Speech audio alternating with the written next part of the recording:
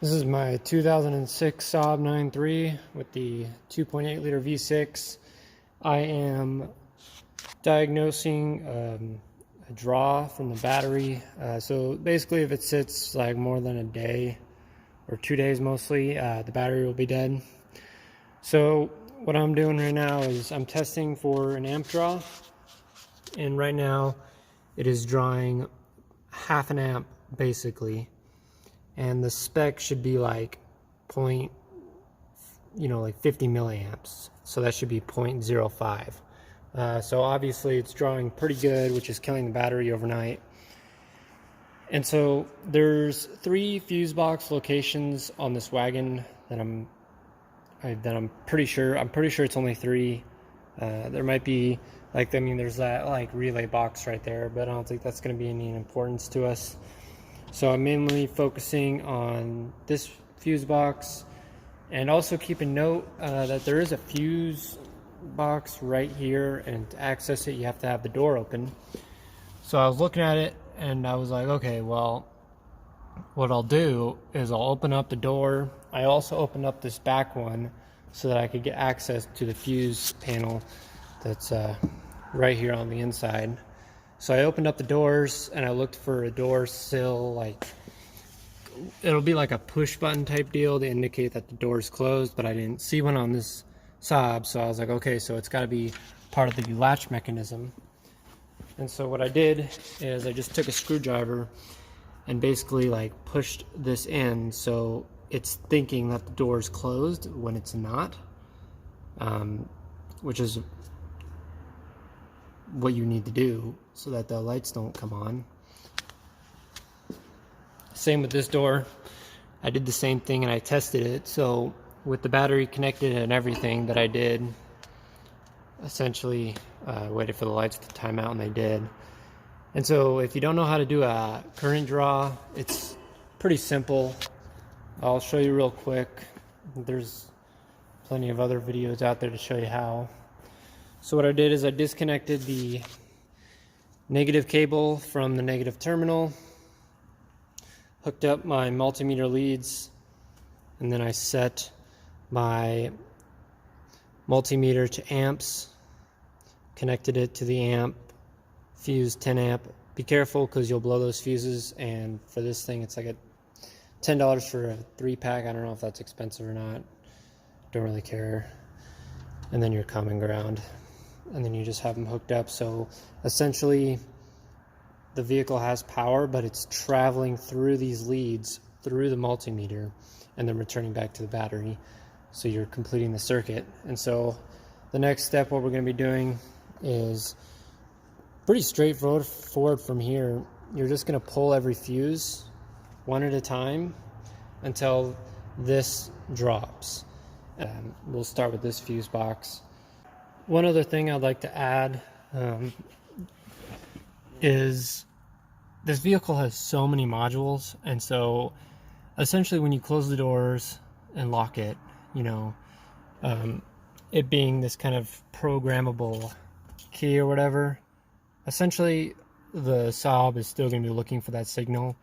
It's kind of saying like, hey, where's the driver?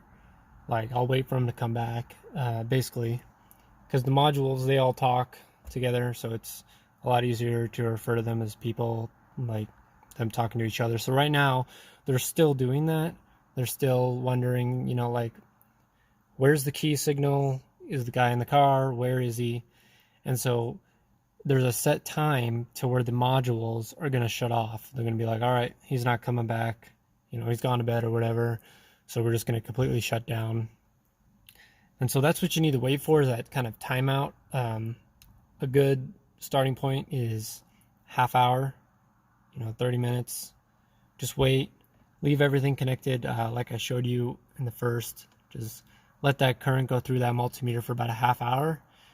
And if it doesn't drop, then you got to draw. But if it's going to drop to spec, then you got other problems.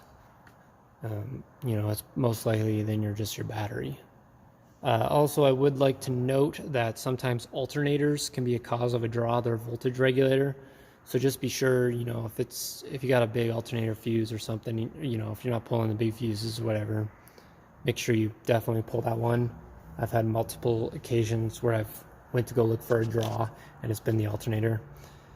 It's a lot easier just to disconnect it, the power cable going to the alternator, but that alternator is in a painful spot, so I'm not going to go look for it. But yeah, just wanted to quickly add that, so entertain yourself while you're waiting for these modules to shut down.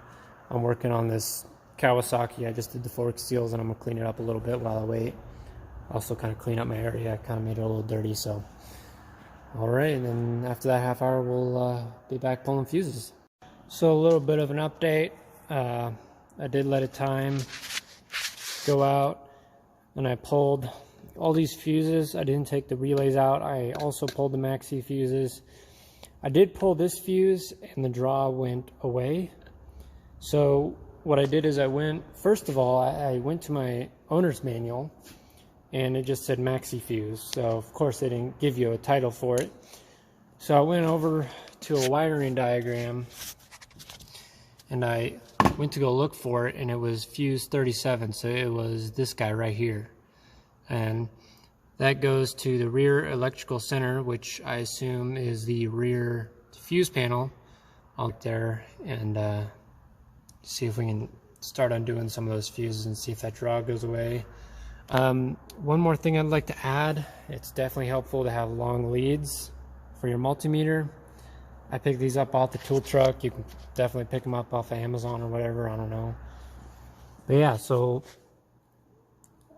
the fuse box is just right back there in the wagon, so I'm going to crawl back here with a flashlight and start pulling fuses in our exciting news. I did find the draw, so I made it back to the back fuse box, and in the other clip, you know, where it cuts, I mentioned something about pulling a maxi fuse that's in the front. And so the power goes back to here, this whole combobulation. So yeah, so I started pulling these fuses. I got this whole row done, nothing changed, but I did pull this fuse and the draw went away. So I'll show you guys, but real quick, I just want to identify the fuse that I pulled. So I went to my owner's manual and I pulled fuse 22, sound system. And so this guy's not shutting up, so I'm going to shut him up. So I'm going to go ahead and pull the fuse, and then you guys just watch that drop. Ready? Boom. That is little to no draw. So we found the issue. I'm going to go back and just show you guys real quick the top fixes. Back here. So this is the top result I got from when I typed in a parasitic draw. So yeah, so right here it tells you 25 minutes, gives it time for the modules to shut down. 40 milliamps is the maximum draw, you know, start drawing. So here's the, look at that. The one I unplugged was the stereo amplifier, and it's the second fix. And then here's some other ones. But yeah, see, here's that alternator one. Radio is next. So yeah, my radio doesn't work right now. So there's like a cut or something in the data line, and so one of the modules is obviously bad. And but yeah, guys, so that was it. Finding my parasitic draw, you know, amp draw, battery draw, whatever you want to call it. So I'm glad I got that fixed. Or, you know, I'm going to drive it for a little bit, let it sit for a couple days and see if it'll just start right back up. But yeah, I mean, it's drawing 20 milliamps, so below spec, which is awesome. So